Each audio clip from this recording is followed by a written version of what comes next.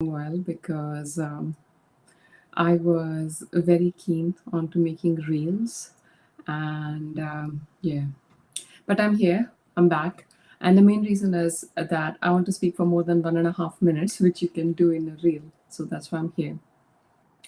So the main things that have been the big hurdles on my own journey are what I learned to know more about. These are basically self awareness, self belief, self worth, authenticity. So we're going to start with authenticity. I did a masterclass on, how to basically defeat self-doubt and be your most authentic self. It was amazing. It was awesome. And so what is authenticity after all? Like, everybody says, be your authentic self. Who is your authentic self and why is it that we are not authentic? I would say that almost all of us, if not every single person, was made to choose between authenticity and approval, if not knowingly, then unknowingly. So, say you're a child, and obviously you want to be approved of by your friends, teachers, parents, colleagues, all the other people you deal with. Now, you realize that if you be yourself, just the way you are, that doesn't always happen. I'm not saying that you should not learn to fit into society, but while doing that, don't forget who you are meant to be. That's the difference. So the journey towards embracing authenticity is becoming aware of who you truly are. What is it that lights you up? What is it that makes you feel alive? That is the first step to find what you're most aligned to do. Sometimes it could be in steps, like take the first step that feels more aligned, and then the second step, and then the third step. I always have this visual of when you drive a car, you can only see with the car headlights till a particular distance, and that's it. You don't see the whole way forward, but you take the step, you go ahead. So it's the same way. You just keep going. When I feel overwhelmed, what do? Take the next step. Just take the next step. If yeah, I am a person who loves planning, plan lists, which is all great, but I think if you're doing it to the detriment of the purpose, that means you're overwhelming yourself with it. Just take the next step. Just take the next step. So when you are embracing your authentic self, it's like you are opening doors which have been locked for very long. There will be a lot of dust, undealt with emotions, things that you don't like about yourself. Maybe you just shut them aside because you didn't want to face them. It's time to face it all. Self love and self acceptance is the basis. Pretty much all the clients I deal with, I mean, lack of self love, lack of self acceptance is the basis of other problems that they come in with, which is lack of self confidence, lack of self esteem. Sometimes, even I've worked with people who have acne, resistant to just everything they used. And when we got to the base of it, it was more of lack of self love, lack of self acceptance, lack of self belief. Now, if you have to understand where does it come from? When we came onto this earth, nobody was born with lack of self-love and lack of self-belief or lack of self-esteem. Everything that we feel is keeping us back, holding us back from our true potential, our true self, is something we have learned. If you can learn something, then you can unlearn it. If you have collected luggage over time, then you can always give it back, right? So, what is the true you? What is the core of you? The core of you is the unlimited potential, the unlimited self belief you were born with, right?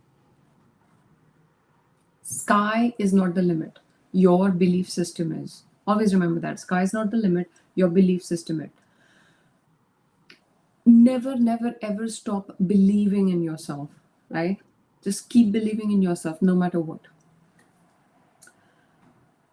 Ponder over the idea of success at this point. Now, it might feel I'm going on a tangent, but I'm just saying, how things are conditioned. Just to give you an example, success. Now, if you ask 5 different people their idea of success, it will vary a lot. Now, I'm talking about looking beneath the layers, not only about the idea of what has been conditioned, this house, this car, this job, this partner, this spouse, this school for my kids, this vacation. I know that's the overturn of the idea of success, which is great, amazing. Do that, please do that. But if you could look a few steps deeper, what is it that lights you up? What is it that brings you the deepest joy possible? What is it that you would do even if you are not paid for it? What would that be? Just find that. Self-worth and self-belief are very much interconnected. If you don't believe in yourself, I mean, lack of self-belief comes from lack of self-worth. I've been there. So I define my self-worth with degrees, with yeah, so that is from 1 year back. So you can still see that. I love putting my certificates over there because they're very hard earned. But I promise they don't define me. Even if they were not there, I'll still be here talking my heart out to you. So, what is self worth? For the self worth, I would give this lovely example. So, you go to a grocery store, you're pushing your trolley, and then you keep things in the trolley. So, all the accolades, people's validation, degrees, and possessions, everything we accumulate in life, these are things in the trolley. But does that define the trolley? Yeah, just giving a visual idea of what your self-worth is. Your self-worth is innate. you know why is this so important to understand? Because the situations around you might be a reflection of what's happening inside of you. Yeah, but at the same time, the only thing you can control is your thoughts and your response to the situation. If that response comes from a place of lack of self-esteem, lack of self-love, lack of self-confidence, you need other people to kind of meet that need, and you become needy and clingy and somehow dependent for validation from other people. Yes, I know, as human beings we live in a community, we should love, communicate. That is all amazing, that is all great. But I think if you come from a place of where you love yourself, where you accept yourself just the way you are, you come as a whole. You do not come as somebody needing something from somebody else. You come with a full heart to be able to give what you have to offer. How do you align with yourself? Aligning with yourself starts with different things for different people. I will give a summary of my own journey. Everything life has to offer kind of nudges you in the right direction. When you feel you are failing, things are falling apart, I don't know what's happening, maybe the life is giving you a nudge. Maybe not this way, let's turn this way, let's do that. So my biggest struggle was emotional regulation, and I that is topic for another day, but I so strongly feel that emotional regulation is something that should be taught in schools. Yes, emotional regulation. If there was anxiety, depression, how to notice it, how to ask for help, how to handle failure. These are just basic things. We as human beings, no matter what path you take in life, each and every person is going to handle it. So we are taught geography and history and geometry and language, which is all amazing, great. But these basic life skills are not taught. I was suicidal as a 14-year-old, and if it wasn't for my mother, who I could speak what was happening, I wouldn't be here talking to you. So why did it happen to me as a 14-year-old? Why? I think so. You're in the school, I was this, obedient child doing my thing, very studious and everything. And then there is this expectation of performance, of coaching classes, never ending coaching classes. I don't think you're equipped for that amount of pressure as a 13-year-old, as a 14-year-old. No, I wasn't even 14, I was 13 as a 13-year-old. Now, think of it that if I did not have my mother to talk to, and maybe I got into the wrong kind of friendships and somebody introduced me to drugs and things, right? My life would have gone on a completely different tangent. Yes, I think with the brought up, you are told about, what to go towards, what not to go towards, and what's the right thing, what's the wrong thing. Yes, I owe that to my upbringing, totally. But I'm just saying, when difficulties come, the child has to have a trusting relationship with at least one caregiver who they can go and speak their heart out without any fear of judgment, where they can just be themselves. So, coming back to emotional regulation, well, if you were not taught that as a child, then you're not the only one. Most of the people weren't. You're supposed to kind of get to grips with it yourself. So, what can you do about emotional regulation? I think emotional regulation, for me, how it works is you can summarize into three steps that generally work straightforward enough. First, when you feel there's an overwhelming emotion, you acknowledge it. Okay, this is what I'm feeling. All right. Then you give it a name. I mean, basically, we have a very small range of emotions: anger, worry, joy, happiness. But then there's a spectrum of emotions. Be able to name the emotions. You can always try doing that while being on a good day. So that you have the vocabulary, so you acknowledge it, you name it, you become aware of it. Self awareness is power. When you become aware of yourself, what you feel, how you feel, why you feel, that is your power. Okay. So you become aware of it. And this is when, so you remind yourself that you are the observer, and the thoughts, emotions, and feelings are like, these lovely, beautiful things in this river in front of you. And you are making a conscious choice whether you want to jump into this river or you want to stand back. So you are the observer, right? Thoughts, emotions, and feelings do not define you. We are spiritual beings who have chosen to have a human experience, and our mental, vital, physical construct is in line with our soul's choosing of the paths we have chosen to follow. So please do that for emotional regulation, improving your emotional regulation. As I said, this has been a major struggle for me. Things have improved over time, but it's still a work in progress. So I'm not trying to preach, I'm only trying to mention what works for me, what has been my struggles, and if anybody could take ideas from it, make it work for them as well. But what I genuinely believe is emotional regulation is a very, very, very important skill that if you're a human being and if you deal with another human being, if you have a life, you need it. You can't do without it. Life will have its pressures, life will have its challenges. They're not going anywhere. We need to learn to equip ourselves, equip our younger generation, our children, how to deal better with it. What does it have to do with self worth and self belief? I think a lot. Because there are two things: there's guilt and there's shame.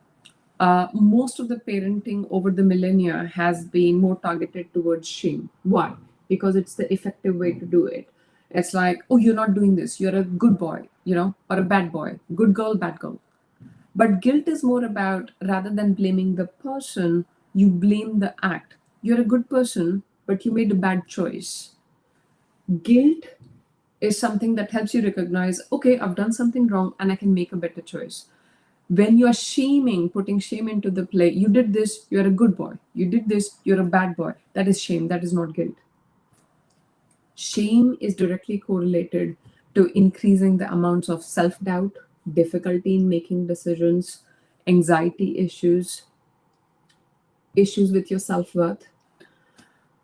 As I already mentioned, I grew up believing that my self worth is completely dependent on my outer achievements, marks, grades, and all the things that you can accumulate. What's the problem with that? I mean, you do become an achiever in life, and everything looks hunky dory outside. So what's wrong with it?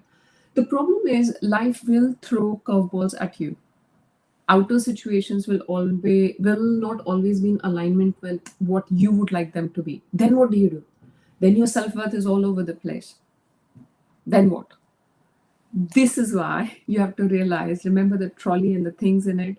So the degrees, the marks, the grades, amazing, So realize that while achieving all of those things, the journey you have made, the person you've become, the growth you have attained is the learning rather than just that. So when life throws curveballs at you, you learn. It does not make your self-worth shake. And it gives you immense power because you understand that your self-worth is innate. Your self-belief comes from within you. You're not dependent on somebody else to tell you like how good you are, how wonderful you are, or your self-belief, your self-worth, your validation. When you are in a relationship, when you are in any other human interaction, you come from a place of fullness rather than from a place of need. Yeah. I think that makes you effective in any relationship, whatever way it might be. So we started with authenticity, then we moved towards self awareness, self belief, and self worth. Why am I hopping all over the place? Because I believe all of these things are interconnected. And if we were to look at it as a pyramid chart, the base is self love and self acceptance. Your self love and self acceptance is what defines your self worth, because you love yourself despite all the faults, flaws, good choices, bad choices. So that means the self worth is not shaken. Again, when if you imagine a visual of the biggest ship possible, the strongest ship possible, right? So that is your self worth, which is unmoved by praise, which is unmoved by criticism. Always remember, if you take praise to heart, inevitably you'll take criticism to heart. So learning to be able to stand back from both. When I say stand back from emotion, some people take it as if, just complete detachment. Um, no, I'm not saying break away from relationships or detach. All I'm saying is you be the observer. So, see, this is the river of thoughts, emotions, and feelings. If you decide to jump into that and basically just get lost, you have lost your power. Whereas when you stand back and you make a conscious choice, you are in control rather than the thoughts, emotions, and feelings overpowering you. So that's the difference.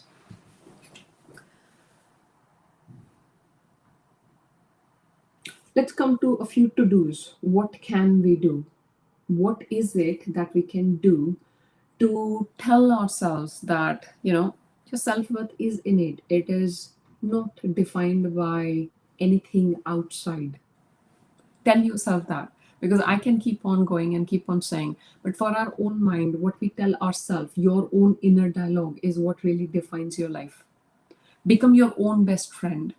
If your best friend was in a difficulty, was going through a tough time, was going through issues, what would you tell them? I think when we are in a similar difficulty, we tell ourselves the harshest things possible. I think that is the biggest example of lack of self-love and lack of self-acceptance. If you're that person, don't worry. Most of us have been in the same boat. Why? Because we are always told to be nice to other people, to say nice things to other people. Please, sorry, thank you, and all of those things. Self-love is somehow always looked as selfish, as if you're thinking about yourself. I think it's time to change the narrative and the perspective, because self-love is not selfish. Yeah. If your cup is empty, if you're not taking care of yourself physically, mentally, emotionally, spiritually, you don't have anything to give to anyone. This is your magical vehicle that you've been blessed with. We are souls who have chosen this journey. You're here for a rhyme, a reason, a purpose. This vehicle you have chosen, the physical, mental, and vital construct, is suited to your individual calling, to your individual gift. Your unique strengths are meant for that. The school curriculum's tick boxes and grades might not always capture the essence of your uniqueness. We're not in school anymore. Yes, it is the school of life, you learn, but the school of life learns a different way and grows you a different way rather than just marks and ticks and grades. So it's time to really genuinely embrace you, all parts of you. I mean, for this, I think one of the recent Facebook reels I always mention the self love mirror exercise, where you look into your eyes, you tell yourself, I love you unconditionally. Mention your name. I'm sure all of you have loved somebody in your life. So, the way you look at the person you genuinely love, that's how you look at yourself in the mirror with that genuine love. People have all sorts of reactions. Some people feel jitters, some people feel shaky, some people have tears. Why so much? Well, because you never told yourself that how lovable you are, how genuinely you love yourself. Telling yourself, I tell myself every single day, I love and accept all parts of you. Yeah. Because, see, with the good boy, bad boy brought up, which I think is the normal way of brought up for most of the world, because it's effective. But unfortunately, shaming is completely detrimental to embracing your authenticity. So, if you're a parent, if you deal with a younger child, younger adult, always move towards You are a good person, but what you chose to do, that was a bad choice. I know you can make a better choice. Separate the act from the person rather than making somebody a good person or a bad person. A good person can make a bad choice. Always remember that. And I think it's extremely important when it comes to kids rather than labeling a child good or bad. I'm a mom to a 2-year-old, and yes, there can be tantrums, there can be all sorts of things. It's a learning in progress. But I have made a conscious choice to be a conscious parent. It's not always easy, there are challenges. And what I've learned is the relationship I have with myself reflects in the relationship he develops to himself. And I think that's when my self love and self acceptance becomes even more important. How much I believe in myself, how much I love myself. Kids don't do what you tell them, kids emulate you. Like, you can't be looking at your phone all day and asking them to read a book. They don't listen to what you say, they want to emulate you, at least till the age of 6. Well, like, parents, whatever they do is right. They are wanting to emulate you. So, yep, a little bit of upbringing came in there. But that's what I'm saying. We are a culmination of everything that we learned from childhood. A lot of beliefs were formed before we were 5 years old. These are subconscious beliefs. That is kind of the glasses we put on and look at the rest of our life. You don't have to let the beliefs that you formed before 5 years old define the rest of your life. How does that happen? Let me give you an example of somebody I worked with. This is a 60-year-old lady. I won't name any names. A very accomplished ICU nurse, doing amazingly well. And here it is. She is really stuck with self-doubt, lack of self-love, lack of self-acceptance. I mean, obviously, outwardly, everything seems great in her life, but then she's feeling stuck. So in the session, we came to a belief she formed as a 3-year-old child. Now, consciously, you're thinking, a 3-year-old child, what a belief she formed as a 3-year-old child, how can it define her as a 60-year-old adult? Because the problem is the framework is formed in the first 6 years, and then your conscious mind really challenges it. We think we are making conscious choices, but 95% of your choices comes from the subconscious. So say somebody's struggling with procrastination and they decide, from tomorrow, I'll never procrastinate. How many of us have done that, right? But then you still end up doing that. I think that's where a rapid transformational therapy has helped me. And because it helped transform things for myself, I decided to train in it virtually, in person, reflective practices, and train to be a clinical hypnotherapist. So, rapid transformational therapy is all about helping your conscious mind relax, going to the subconscious mind, finding out what is resulting, what is the trigger, what is the ingrained belief that is resulting in this current behavior pattern. And how can we go to it? How can we reframe it? How can we transform it? Because it's not about victimhood. Nobody's parenting is perfect. Nobody's childhood is perfect. No blaming, no judgment here. But all I'm saying is, any belief that we formed before 5 years of age, now if you struggle with something and you're like, I need to do this, but I don't know what's standing in the way. Now you have two choices. You make a choice to just be there, that's how it is, I can't do anything, or you challenge it. So that is the rapid transformational therapy. The session is all about going and challenging that belief. We visit In the hypnotherapy session, we visit the scenes. It could be from your childhood, early teenage, or even later, the scenes that resulted in this belief. Going back, using different tools, there are about 16 different tools, depending on the person across me, what suits them, what is suitable to what they are struggling with. Use the number of tools. Transformation, reframe and transformation is mainly about, getting your words, because your own words appeal to your mind the most. I can put the most beautiful words, but your own words appeal to your mind the most. So that's when you listen to that 15 to 20-minute transformation recording for 21 days. With neuroplasticity, this does the rest of the 40%, so that your conscious mind is now trained to do it that way rather than just snapping back to its earlier ways. So, this is what I had to say about self love, self acceptance, self belief. A few to dos, which I think if you have seen the previous lives, you might have already noted. But as I always say, always remember the base is self love and self acceptance. Because without that, you can't have self belief, you can't have self worth, and if you don't have self love and self worth, that is what results in lack of self esteem, lack of self confidence, procrastination, fear of failure, fear of judgment. So, that's like this flow chart. So, again, I'll go back. Self love and self acceptance is the base. If that base you repair, you get it right, you keep nurturing yourself. And as I said, if you feel, oh my God, but this is something I've already done in childhood, how do I repair it? Always remember the confidence, self-esteem, self-love, self-belief, it's all in there. It's not out there somewhere. It has just gotten covered with limiting beliefs, blocks, all the learned limiting beliefs and blocks over time.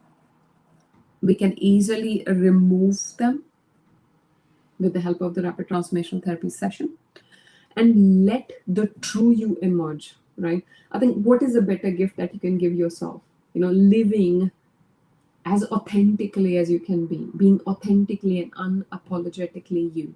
Why is it so important? Because why would you want to follow somebody else's dreams?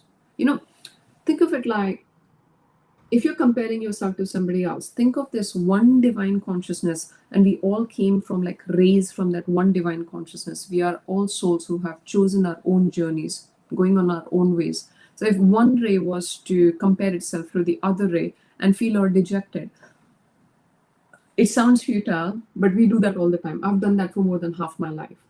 So when you compare yourself to somebody else, you are just losing energy. Find the deepest core of you. And how do you find it? It's by finding your own unique strengths. Your own unique strengths, your own unique capabilities are what help you define who you're meant to be, what you're meant to do. How are you going to touch lives? How are you going to, I mean, it could be anything. For somebody, it could be, I don't know, making a new invention, transforming lives. For somebody else, it could be just creating water supply for a nation who cannot do it. For somebody else, it could be something completely different. I mean, how it unfolds, time will tell. But your purpose is to genuinely align with the deepest core of you. To start with, if you feel completely confused, I mean, a few years back, all I felt was this deep calling. Yes, I know it's there, but it was so cluttered. It was covered with so many layers of, I need to do this, I have to do this, and all the other things. I think with maternity leave, I could stand back, look at my life, and I'm like, okay, am I wanting to do exactly this for the rest of my life? And the answer was no. So, what can you do? I would really say, please adopt a daily spiritual practice. I'm not adhering to any religions here, a spiritual practice, which is basically aligning to yourself. Give 5 minutes of meditation. 5 minutes of meditation is, you can take a few deep breaths in, hold, release, declutter your mind, focus on your heart center, go as deep as you can, right? If after you've done the deep breathing you still don't feel the clarity, you can always do some amount of expressing writing. Expressive writing is getting the clutter off your head on the paper away. Deep breathe, reconnect with yourself. The journey is always inside out. Always remember, the journey is always inside out. The deepest core of you knows the truth of you, what you're meant to do, what you're here to do, what you're here. You are a miracle. You are genuinely a miracle. Plant matter evolved to animal matter evolved to human beings, and now as human beings we are so, like, differently structured. Yes, we all have a face, nose, hands, and legs, but our unique strengths, they're so individual, and they are like that for a reason. Always remember, follow that, find yourself. I'll go back to it again. So if you don't take anything from what I had said, just remember that. So the base, the most important thing is self-love and self-acceptance. That's the base.